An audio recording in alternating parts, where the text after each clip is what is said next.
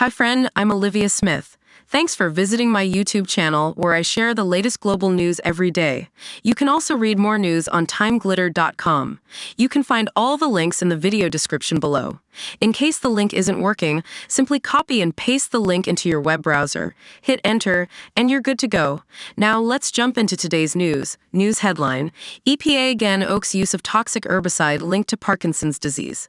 Details news: the U.S. Environmental Protection Agency, EPA, has reaffirmed its approval of a controversial herbicide despite concerns about its safety.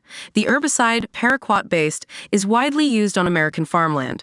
Public health advocates claim there's strong evidence linking it to Parkinson's disease, but the EPA insists it's safe.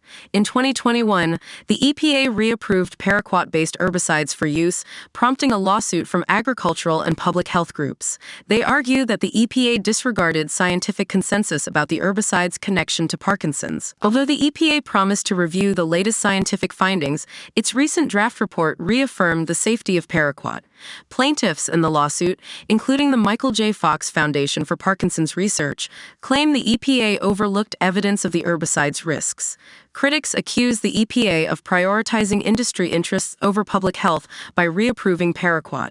They argue that the decision violates the law and disregards substantial scientific evidence linking the herbicide to health risks.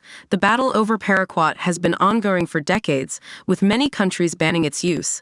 Despite being a potent weed killer, paraquat faces restrictions in nearly 60 countries, including China, the UK, and the EU. The EPA's decision highlights the ongoing debate over the safety of paraquat and the competing interests of industry and public health.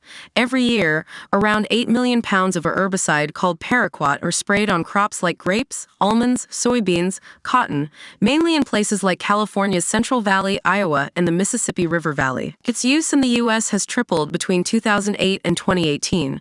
Studies indicate that paraquat disrupts dopamine production and regulation, which is linked to Parkinson's disease. It's also associated with respiratory damage and kidney disease, and even a small amount can be deadly if ingested. The Environmental Protection Agency, EPA, must review pesticides every 15 years and cannot approve ones that pose an unreasonable risk to human health. There's significant scientific evidence linking paraquat to Parkinson's disease, according to Jonathan Katz. Farm workers and communities where paraquat is used are most at risk. Studies in Central California farming communities have shown an increased risk of Parkinson's among those exposed to paraquat and other herbicides. Although the EPA requires strict regulations for paraquat use, including training and protective gear for farmers, there's still a high risk in agricultural areas, as acknowledged by the agency in its report. However, the EPA did not fully consider the Parkinson's risk, according to Katz. The EPA's evaluation process has been criticized, with concerns that industry influence may affect decision-making.